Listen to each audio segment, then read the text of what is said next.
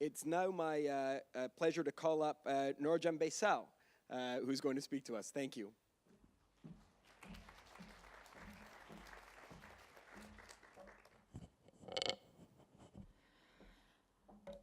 Thank you for having me. It's an honor to be with you today. I'm a Kurdish writer, journalist, and human rights defender.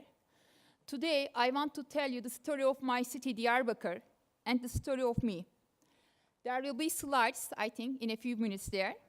And one is the photos of my city before the military curfews of 2015 and 2016. And the second is photos of my hometown after the military operations ended.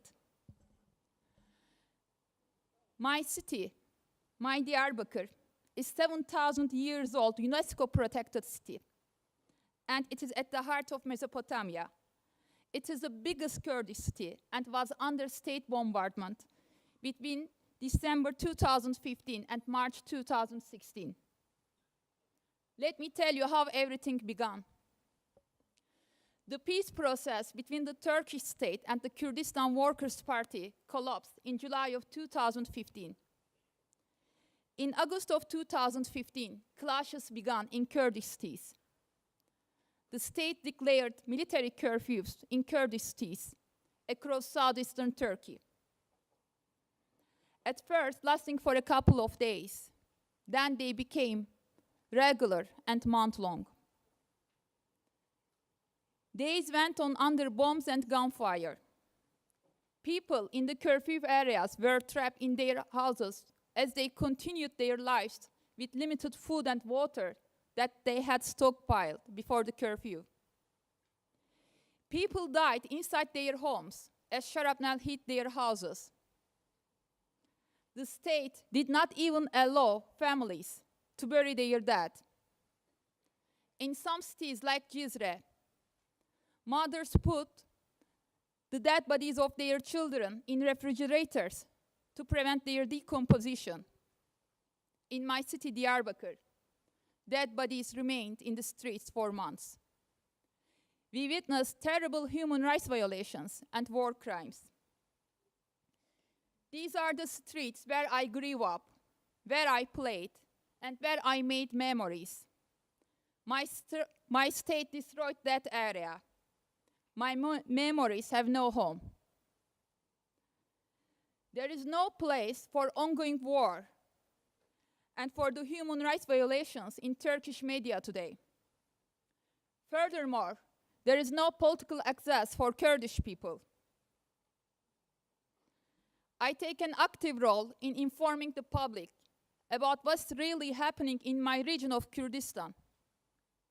For this, I have been threatened, harassed, and intimidated on social media, and some of my articles were unlawfully banned by the security forces. There have been charges against me because of my articles. Last year, days after the Turkish offensive to Afrin began, I was at home. It was just after midnight. I was at home with my children. It was the normal Sunday night. Then I heard a terrible noise. At first, I thought that it was an earthquake. Then I figured out that the sounds are coming from my front door. And I thought that perhaps our home was under attack, being bombed or shot at. So I shouted to my children and tried to hide the children. We soon understood that the men on the other side of the door were police, and they were trying to break down my door. And they broke down my door, and 20 masked and heavily armed special operation officers stormed my home. With all guns pointed at me, they asked if I was Nurcan Baysal. And then the head of the squad said that they had a warrant to search my home. And I asked if they had a warrant to break down my door. This is how I was detained last year. They violently entered my home, a home that they knew that there is two children inside. One day later, I learned that I was detained because of 5 tweets I had made against the war in Afrin. As you remember, the Turkish government gave the name olive branch to the war in Afrin. Let me read you my tweets, these 5 tweets. The first one was to give the name olive branch to war, to that. This is Turkey. The second tweet, what are coming from tanks are not olive branches. They are bombs. When they drop, people are dying.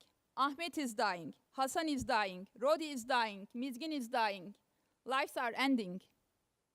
My third tweet, the leftists, the rightists, the nationalists, and the Islamists are all united together in hate against the Kurdish people. My fourth tweet, where do you think that you are going to conquer? Which religion, which belief supports war and death?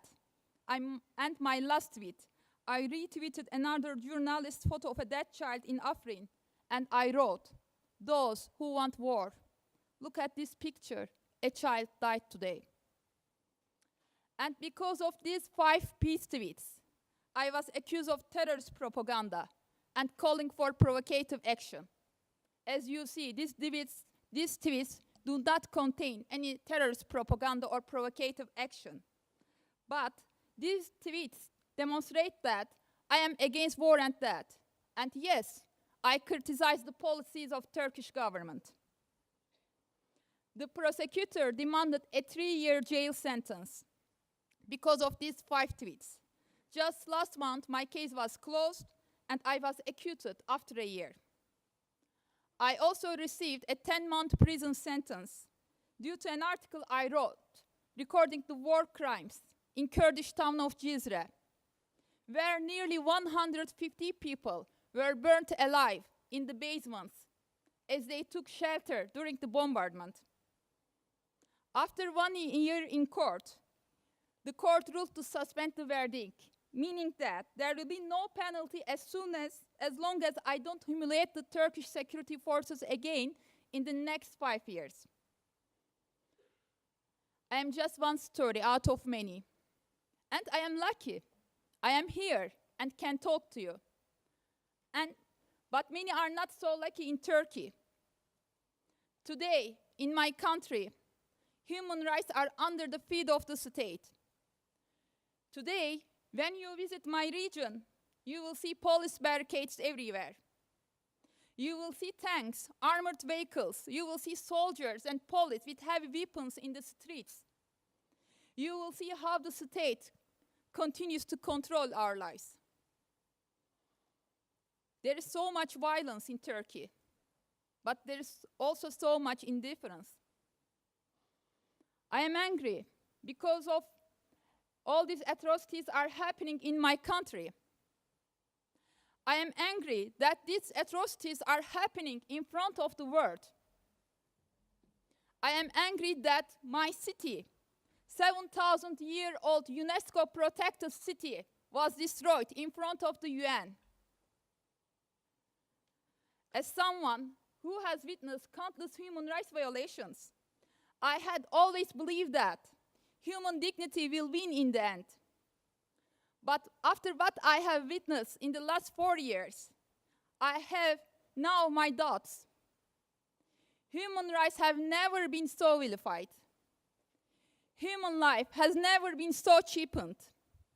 And human dignity has never been so trampled upon. What we love, what we believe is in danger in Turkey. Thank you. Gel Expas.